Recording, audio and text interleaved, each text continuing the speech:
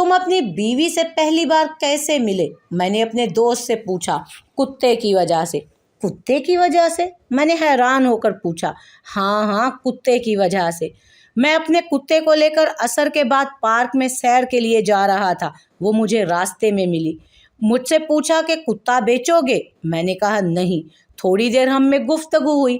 ایک دوسرے کے موبائل نمبر ہم نے لیے اور اپنے اپنے راستے پر چل دیے۔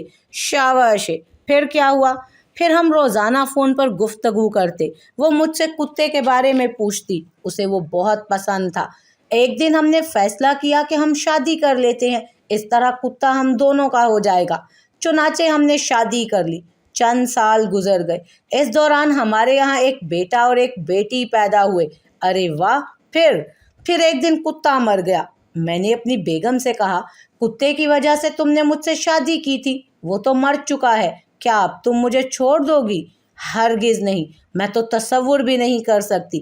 بیوی نے انکار کر کے مجھے تسلی دی، تو میں نے ہمت کر کے پوچھ ہی لیا کیوں؟